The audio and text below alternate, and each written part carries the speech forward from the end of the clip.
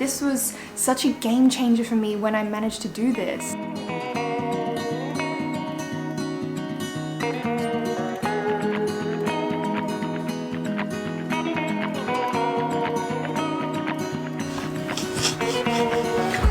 Hello. I know routine has disappeared for a lot of people right now. I know maybe you're used to going to the gym and exercising, or maybe your routine was to go in the morning, but now you can't do that anymore. Maybe your work conditions have changed. And even though you might not be up to going 100% right now and don't feel like you have to, I just think it's worth being mindful of having some regular healthy routines. So I thought in today's video, I would share some little healthy habits which have made their way into my routine over the last few years, and they have made a dramatic difference for me. Not just in terms of physical health, but also how I feel mentally, how I approach my routine, and how I approach each day. So let's jump straight into it.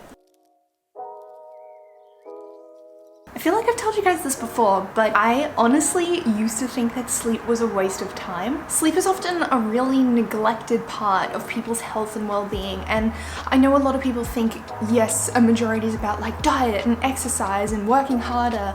So many people neglect the recovery aspect. And if you're exercising but you're not working on the recovery, you're not going to get the results that you're expecting. Getting adequate rest will also help with your immune function. It can help prevent heart disease, and it can help prevent excess weight gain. Studies show that people who are sleep deprived tend to have bigger appetites, and it also has a knock-on effect with their hormones. I definitely noticed that my PCOS, if you don't know what that is polycystic ovarian syndrome, that was at its worst when I was at my most stressed out and getting the least amount of sleep. I was honestly sleeping from midnight until like 4 a.m. every single night. I wanted to get more work done, and I was wondering why my symptoms were getting so bad, why I didn't seem to be able to control my weight even though I was exercising really hard, sometimes twice a day, and then I was also like watching what I was eating, and it was just like a mystery to me, but there was no recovery. Start trying to get to bed a little bit earlier. Don't suddenly go, oh, I'm going to bed at midnight, I'm going to go to bed at 9 p.m. every night now, because it's not going to work. You're going to go to bed and you're just going to be lying there for ages, and it's going to be really frustrating. So just bring your bedtime back little by little. So if you're going to bed at midnight all the time at the moment, try 11:30 and do that for a few weeks, even a few months if you need to, and then 11 o'clock, and just slowly stagger it back.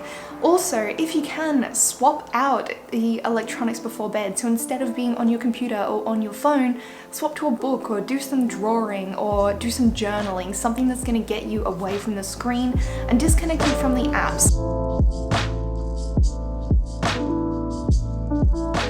The next thing that helped a lot was actually eating enough food. Ladies, you can't always be in a calorie deficit.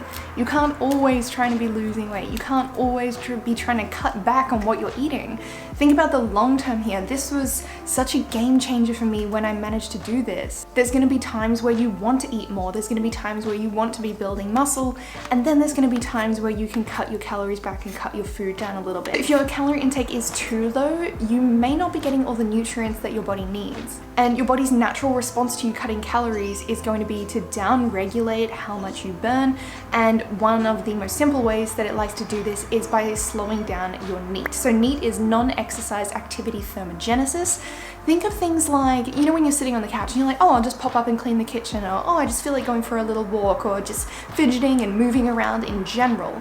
If that starts to decrease, it's your body trying to save energy. Think about long term, like you want to keep the bone density, you want to keep your muscle integrity, you want to keep your joints intact so that in the long term you can be independent and mobile. So consider planning stages where you will eat a bit more, you will maintain, and then if you need to, stages where you will cut the calories back a little bit. Don't constantly be trying to cut them down.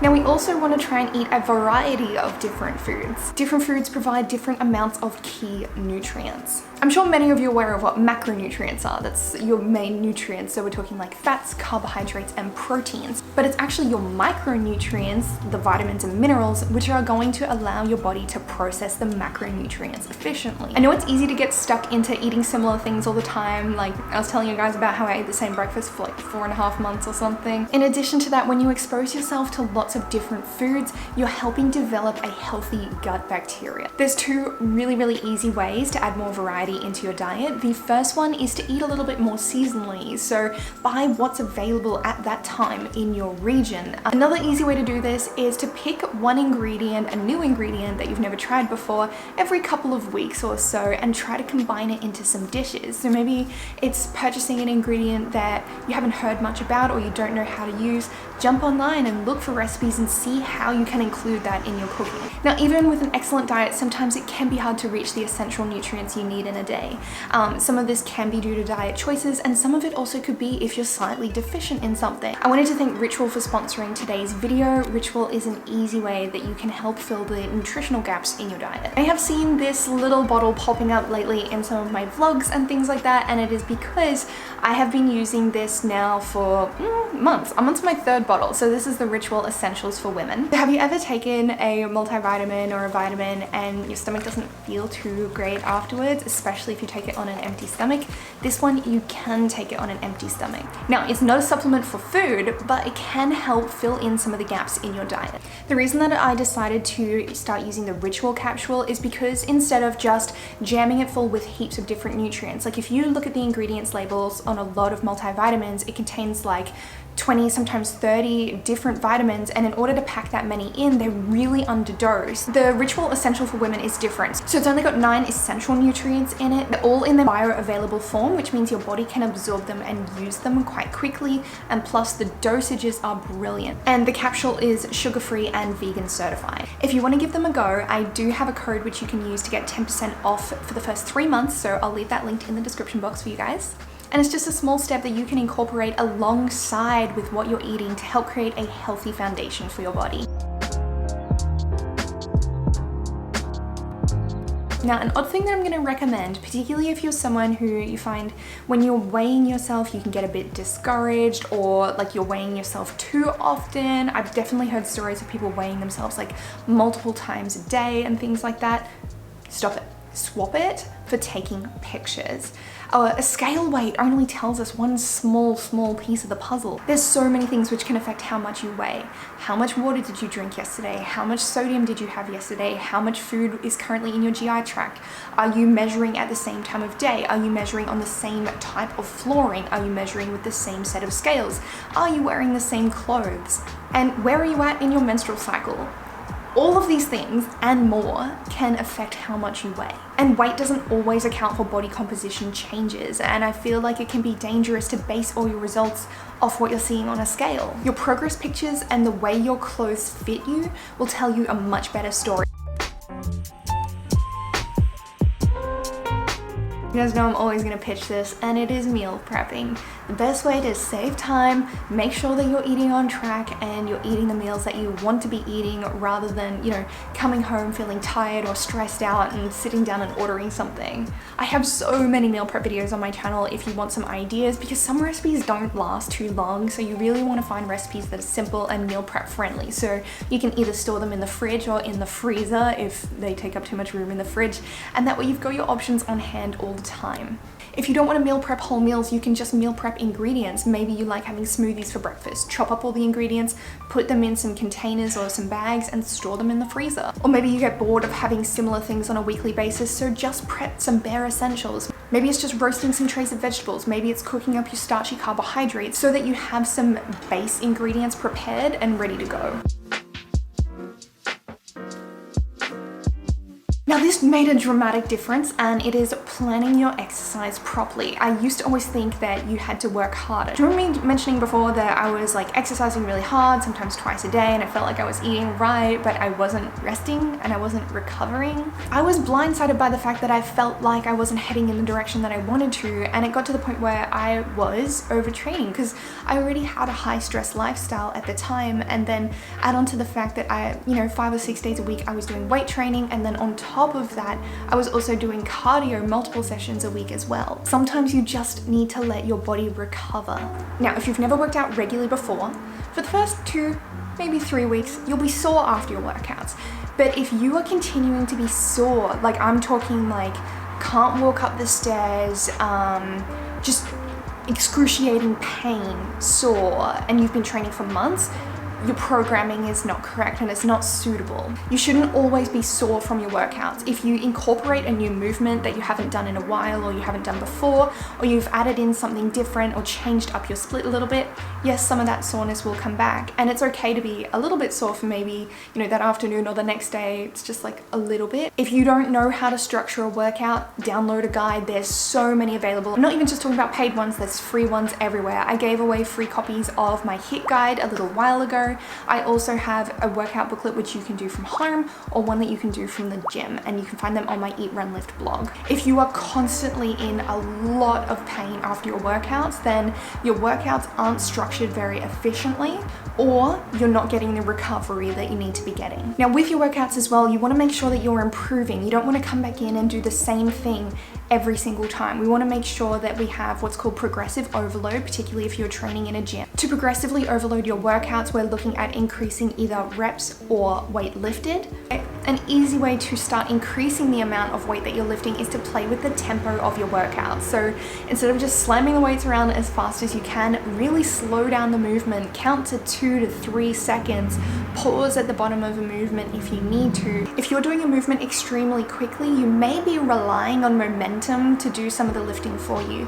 Whereas if you slow it down, you really do have to pay attention to which muscles you're activating, and over time, it can help you become a lot stronger too. I've always been a big fan of this one as well, and it's curating what content you consume. If something makes you feel bad, don't watch it. This has even led me to unfollow or at least just mute. I like that that's a function now, because people get upset, people seem to get upset when you unfollow them. You can mute them now, which is brilliant because it doesn't hurt people's feelings.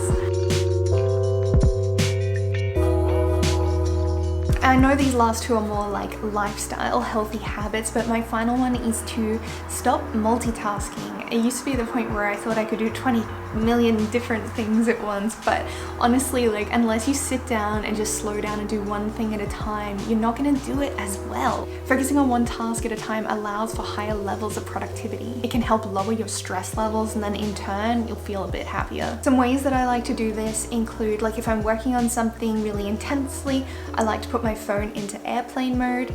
Another easy way is if you are doing some things that involve online work, try just using one tab at a time. I know it can sound a little bit frustrating, and it's not about doing it all the time, but these are simple ways to train yourself to focus on one thing at a time.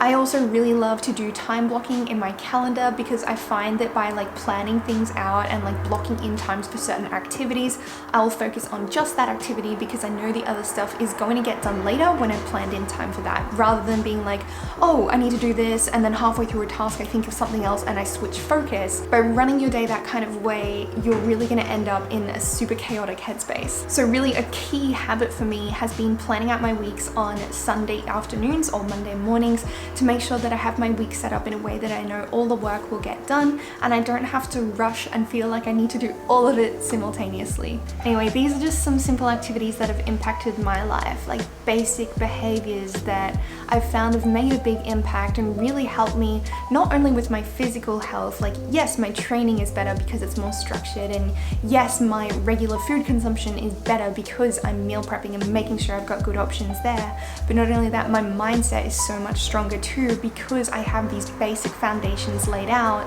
that I can just follow because they have become habit now. So it's not going to be something that you can instantly change. These are all just little micro things that you can work on.